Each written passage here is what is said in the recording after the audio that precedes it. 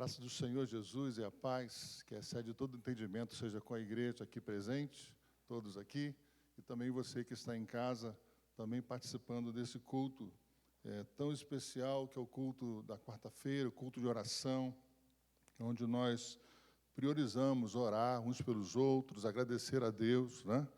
Poder lembrar dos nossos irmãos que estão necessitados, carentes de oração, e poder, reunido aqui em casa também, poder estar intercedendo ao nosso Senhor. Abra sua Bíblia, no livro de Êxodo, capítulo 15.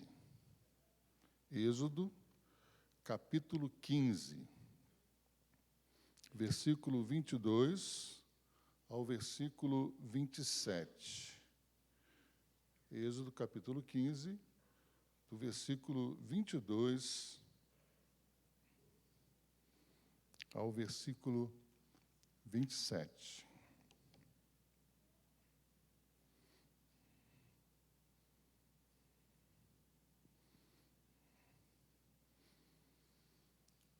Quero falar nessa noite sobre momentos em Mara e Elim. Momentos em Mara e Elim.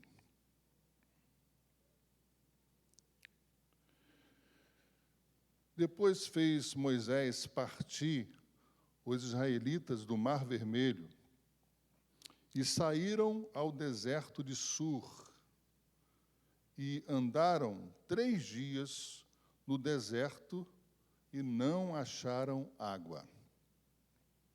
Então chegaram a Mara, mas não puderam beber as águas de Mara, porque eram águas amargas. Por isso, chamou-se o seu nome de Mara. E o povo murmurou contra Moisés, dizendo: que havemos de beber? E ele clamou ao Senhor, e o Senhor mostrou-lhe um lenho que lançou nas águas, e as águas se tornaram doces. Ali lhes deu estatutos e uma ordenação, e ali os provou. E disse: se ouvires atento a voz do Senhor teu Deus, e fizeres o que é reto diante dos seus olhos, e inclinares os teus ouvidos aos seus mandamentos, e guardares todos os seus estatutos, nenhuma das enfermidades porei sobre ti, que pus sobre o Egito, porque eu sou o Senhor que te sara.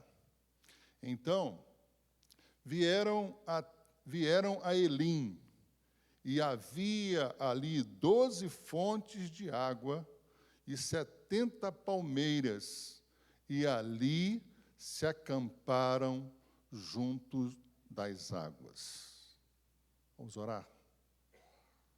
Senhor, nós estamos na Tua presença, pedimos, ó Deus, a Tua iluminação do Teu Espírito, Senhor, para que possamos entender, ó Deus, a Tua palavra. Fala conosco, Deus, em nome de Jesus. Amém. Amém. Momentos em Mara e Elim. Quem ver um tema como esse, talvez fique estranhando, bem, o que é isso? Momento em Mara e momento em Elim. São 2 lugares que praticamente estão assim muito próximos. Eles levam assim 11 quilômetros para chegar de um lugar a outro. Mara é um lugar de fontes de águas amargas. Até hoje, as águas de Mara, naquele momento foi ali transformada, mas até hoje elas são águas amargas. E Elim, ali, como os irmãos viram, um oásis, onde representa um bom lugar, um lugar de descanso, um lugar de árvores para se inclinar, um lugar de árvores de fruto, então totalmente diferente de Elim. Então, há momentos na nossa vida de Mara e de Elim. O mesmo Jesus que falou que no mundo teríamos aflições, mas que tivéssemos o bom ânimo, é o mesmo Jesus que fala que ele veio para dar vida e vida abundante. Nós, nessa vida, irmãos, vivemos momentos totalmente diferentes.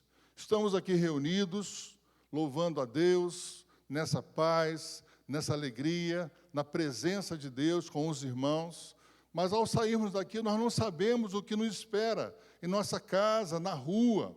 Nesse exato momento, algumas pessoas que estão enfrentando dificuldades, e nós aqui estamos vivendo em paz.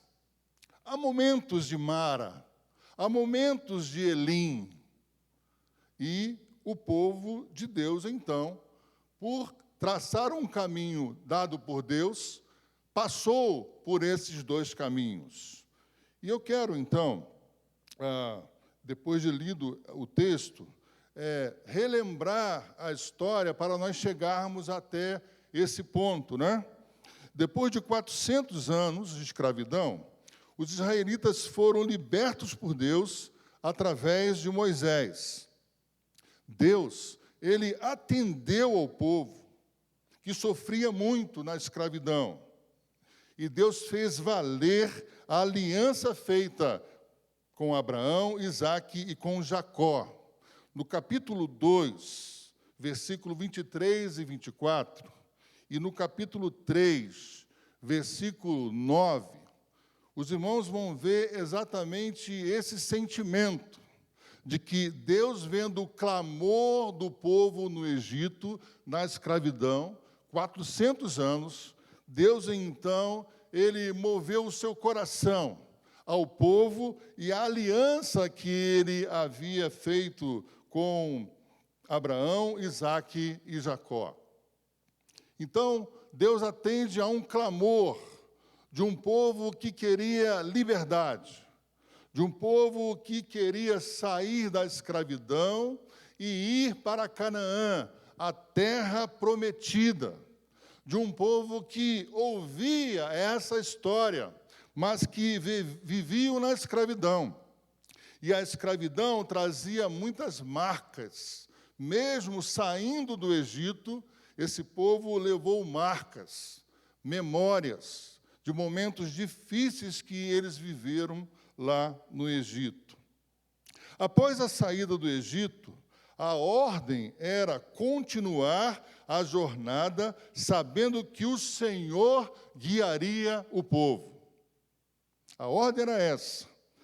Você pode voltar lá no capítulo 13, versículo 21 e o versículo 22, e os irmãos vão observar essa ordem dada pelo próprio Senhor, de que eles deveriam continuar a jornada, atentando, olhando para Deus.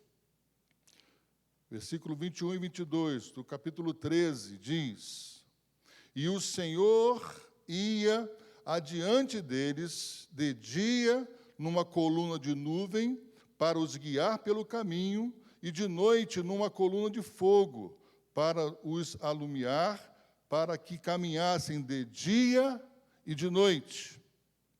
Versículo 22. Nunca tirou diante da face do povo a coluna de nuvem de dia, nem a coluna de fogo de noite. Atentem para essa palavra.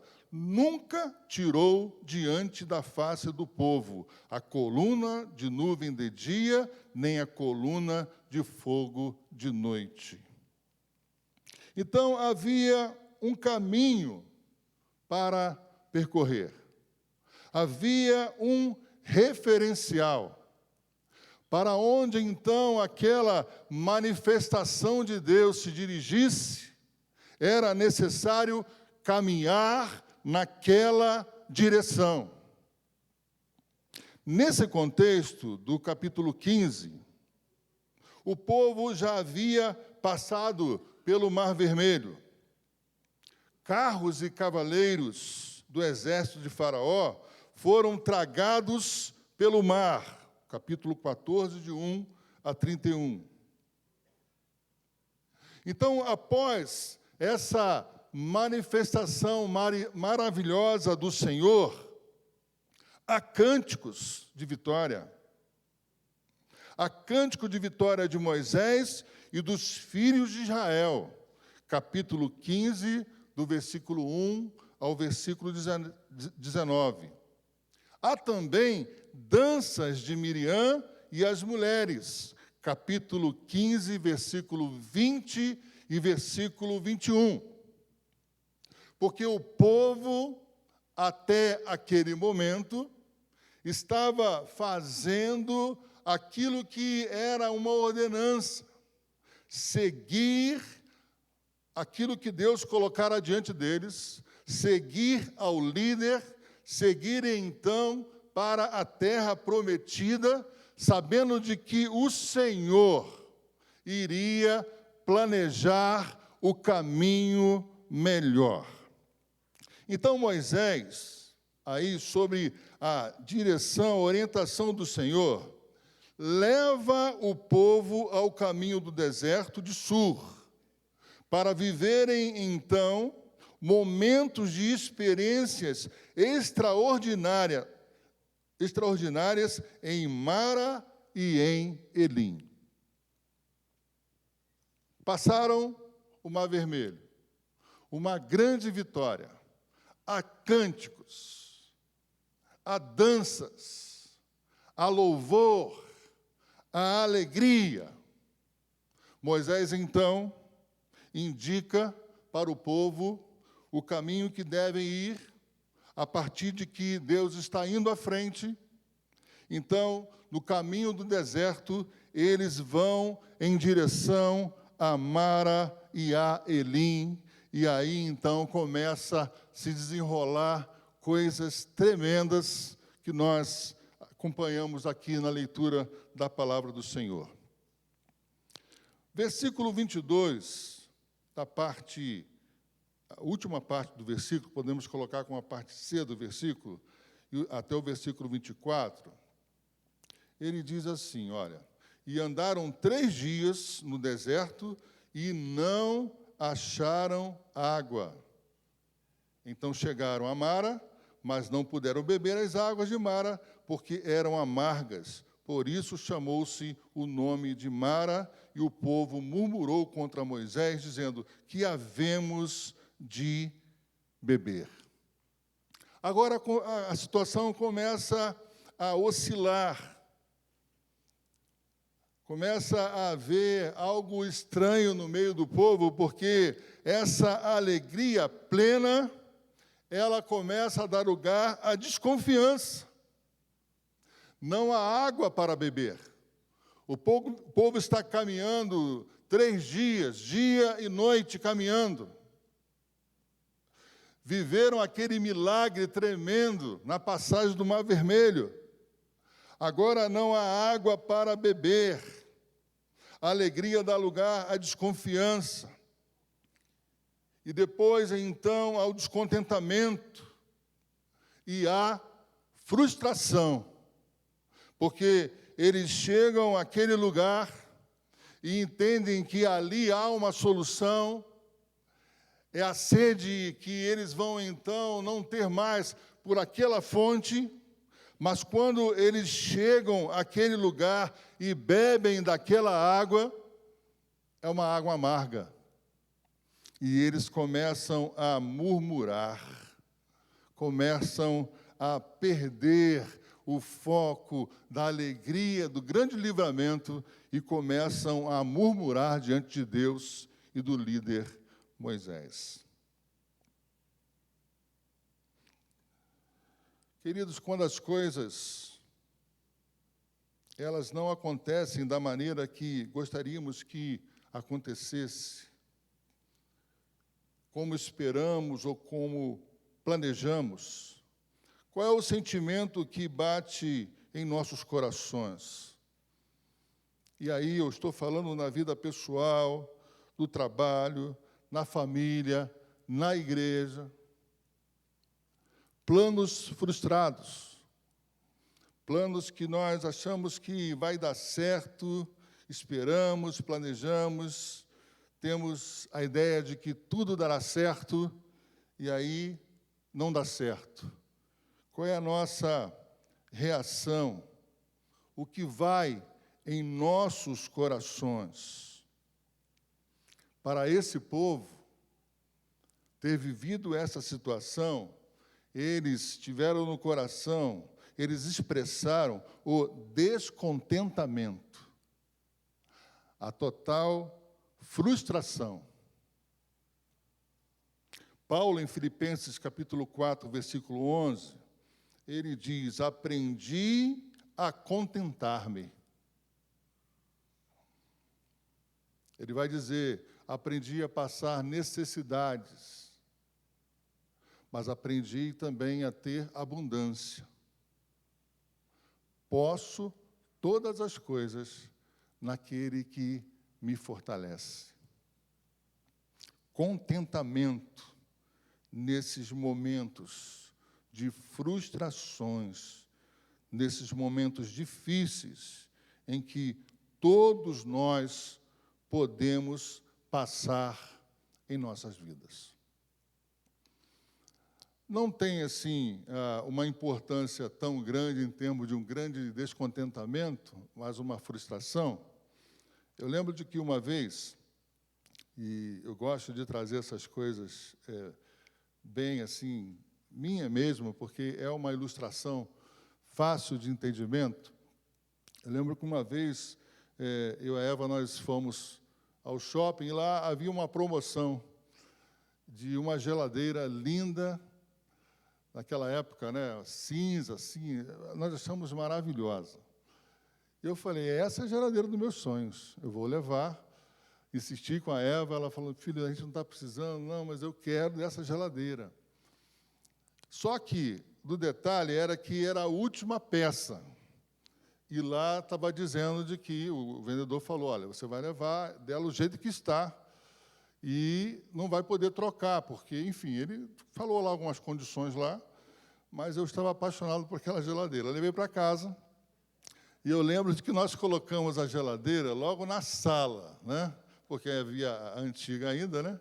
E colocamos a geladeira na sala. E eu pensei assim comigo: puxa vida, eu quero tomar uma água bem gelada, a minha já não estava tão boa, eu quero tomar uma água bem gelada aí. Peguei um copo, liguei a geladeira no mesmo dia, coloquei um copo lá e esperei alguns minutos, né? E, passado alguns minutos, até horas, eu fui lá tomar aquele copo. Queridos, foi a grande frustração. A geladeira não gelava de jeito nenhum. E eu fiquei muito frustrado. Falei para a Eva, fiquei muito frustrado, aí liguei para lá, aí veio o técnico, tentou ajeitar, enfim. A geladeira, o tempo que ficou conosco, eu até acabei dando ela só deu problema e eu não consegui realmente tirar dela aquilo que eu esperava, né? Vi até por fora muito bonita, mas não funcionou. Foi uma grande frustração. Em nossas vidas nós temos frustrações. E nós precisamos trabalhar com essas frustrações. Acontece. Planejamos, queremos e precisamos entender que algumas coisas podem não dar certo, né? E esse descontentamento e frustração, que não são tratados, eles podem gerar a depressão, a revolta e a raiva. Se nós não trabalharmos bem isso, essa frustração, esse descontentamento, se não trabalharmos bem, dependendo do que for, isso pode gerar, então, uma depressão, uma revolta e uma raiva. E foi exatamente esse sentimento que o povo de Deus sentiu naquele momento.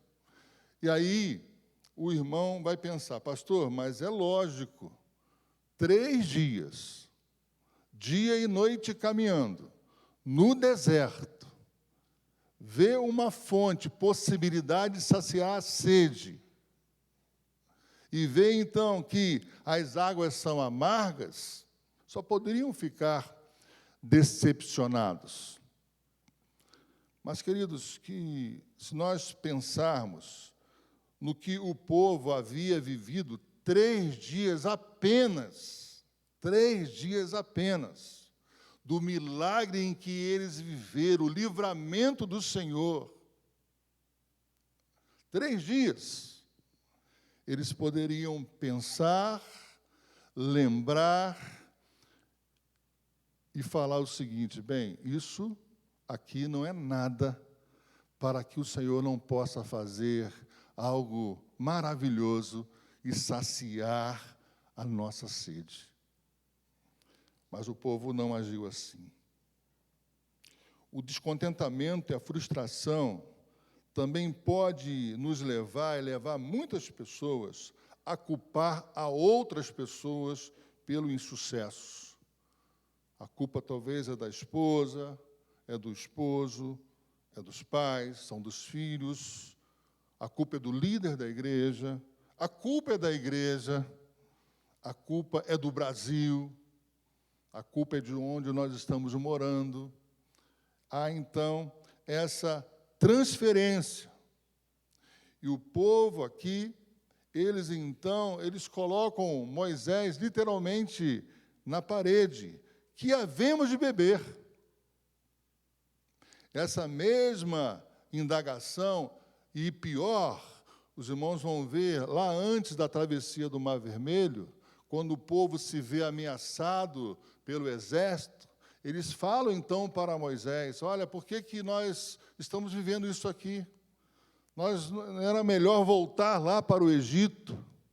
Não era melhor lá ter lugar onde comer e beber do que morrermos aqui?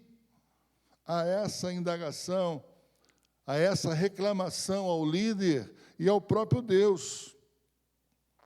Então, a gente muitas vezes leva, então, essa frustração a dizer que foi outras pessoas que cometeram e nós não assumimos o erro onde nós cometemos então.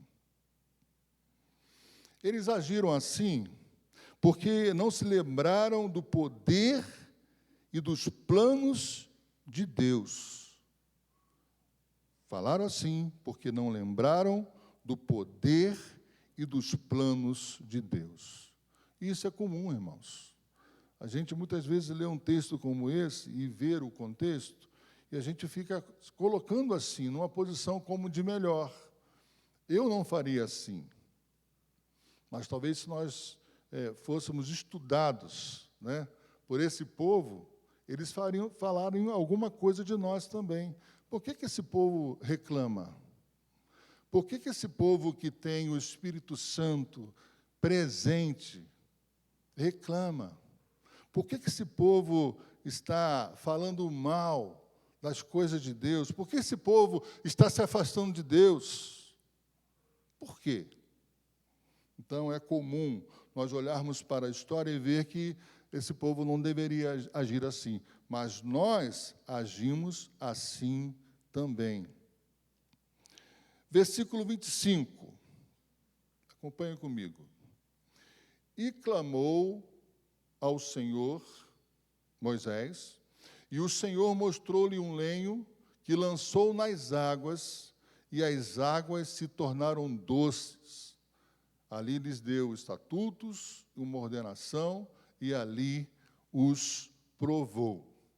O povo, então, ele reclama e ele indaga a Moisés: que havemos de beber? É interessante, irmãos, que não há nem espaço para nada aqui, porque logo diz assim: e ele, e Moisés, clamou ao Senhor. Diante de uma circunstância triste, para ele também como líder, mas sabendo de que foi Deus que planejou, havia um propósito de Deus para aquela situação. Diz a palavra, Moisés, ele clamou ao Senhor. Queridos, quando nós passamos por circunstâncias difíceis em nossas vidas, a primeira coisa que precisamos fazer é orar, é clamarmos ao Senhor. Muitas vezes nós compartilhamos o problema com tantas pessoas, e às vezes até pessoas que querem o nosso mal, e esquecemos de entregar isso ao nosso Deus, orar. É interessante que Moisés aqui, a primeira coisa que ele fez, ele clama ao Senhor. E logo depois desse clamor, não há espaço nenhum. E o Senhor mostrou-lhe um lenho que lançou nas águas. Moisés ora e o Senhor responde. Mostra um lenho. Alguns falam de uma árvore. Alguns falam de um galho. Mostra uma solução simples. Moisés, então, pega aquele lenho e lança na água. E aí, queridos, no lugar de águas amargas, agora as águas são doces. O povo, então, tem condições de saciar a sua sede. Moisés tinha consciência que estava ali por um projeto de Deus. Ele estava ali por um propósito de Deus. A nuvem, o fogo o levava para lá. E então ali Moisés sabia que Deus tinha algo de especial para tratar com o povo consigo mesmo. Ele vai em busca daquele que traçou o plano. Ele vai em busca do próprio Deus. E é interessante, irmãos, observarmos aqui, porque nesse texto há uma ligação com o próprio madeiro da cruz de Cristo. Há uma ligação. Então, quando a situação se torna muito difícil, nos momentos mais difíceis, você precisa lançar a cruz de Cristo dentro dessas impossibilidades. Porque na cruz nós temos a nossa libertação.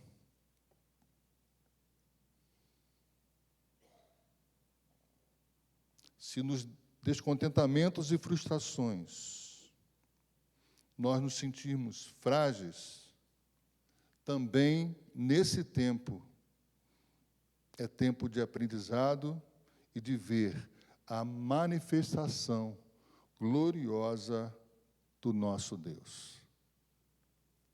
Aquele era um momento e um terreno de frustração, mas que se transformou no lugar de milagre, onde o povo pôde saciar a sua sede, onde o povo pôde relembrar também, porque funcionava como relembrar. 3 dias de um milagre, agora vem um outro milagre, para relembrar de que eles seguiam a um Deus poderoso, a um Deus que os tirara com mão forte do Egito e que iria levá-los para a terra prometida. Primeiro eles iam, então, para o Sinai, para poder, então, ouvir das leis do Senhor. Mara e Elim eram um lugar de passagem, e era necessário acontecer para que o povo pudesse ver a manifestação gloriosa do próprio Deus. Versículo 25, a parte C do versículo, e versículo 26, diz assim: ali lhes deu estatutos e uma ordenação, e ali os provou. E disse: se ouvires atento à voz do Senhor teu Deus, e fizeres o que é reto diante dos seus olhos, e inclinares os teus ouvidos aos seus mandamentos, e guardares todos os seus estatutos, nenhuma das enfermidades porei sobre ti que pus sobre o Egito, porque eu sou o Senhor que te sara. Pela primeira vez, então, Deus dá ao seu povo estatutos, objetivos. Agora, Deus não está só relembrando a história, a um sentimento histórico do que aconteceu, mas Deus está dando estatutos objetivos para que o povo, então, pudesse seguir por um caminho em que Ele queria, para que o povo, então, pudesse seguir por um caminho que não fosse perigoso. Então, ali o Senhor está trazendo uma palavra, a palavra, então, para despertar no povo o desejo de o seguir melhor. Ali foi um movimento, irmãos, de memória, de fé e de obediência.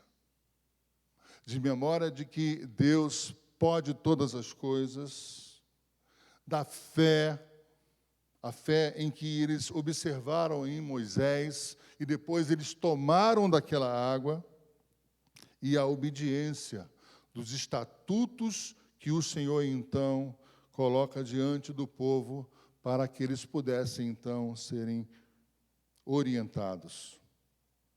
E aí, no versículo 26, diz, depois do versículo 26, versículo 27, então vieram a Elim, e havia ali 12 fontes de água e 70 palmeiras, e ali se acamparam junto das águas.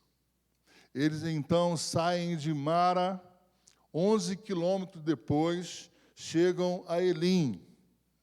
E aí, irmãos, é interessante de que Elim, essa ideia de lugar de descanso, havia ali 12 fontes de água. Alguém disse que uma fonte para cada tribo, né? E 70 palmeiras. E ali se acamparam junto das águas. Eles viveram um momento difícil em Mara, mas viveram também um momento de milagre. Agora eles vão para Elim, e ali eles vivem um momento de descanso, um momento de refrigério. Lugar de descanso, lugar de inclinar-se, árvore de frutos, era a representação de Elim. Queridos, nós, quando estamos sob a direção de Deus, vivemos tempos de refrigério. Também vivemos tempos de provação. Mas é importante em que, em todo o tempo, nós não percamos o foco de que Deus tem o controle de todas as coisas. Vivemos momentos difíceis, apertados, mas também vivemos momentos de refrigério, momentos de paz, momentos de alegria. O importante é que, em todos os momentos, é que venhamos a louvar ao nosso Deus e entender que Ele está conosco em todo momento, em todos os dias. Ele é aquele que nós devemos servir, adorar e estar com Ele em todo o tempo.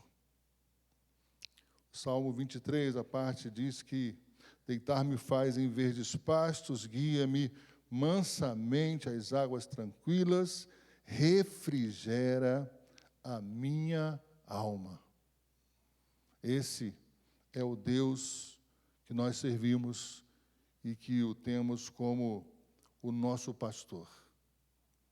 E que precisamos entender que, ainda que andemos pelo vale da sombra da morte, não temos que ter medo nenhum, porque Ele está conosco. O Senhor está conosco. Nos momentos em Mara ou em Elim, devemos confiar e descansar nos braços do Senhor. Que possamos, irmãos, viver, olhar, ler a palavra, mas viver de uma maneira em que possamos estar ao lado do Senhor em todas as circunstâncias e saber de que, mesmo na adversidade, Ele está cuidando de nós. Amém, queridos?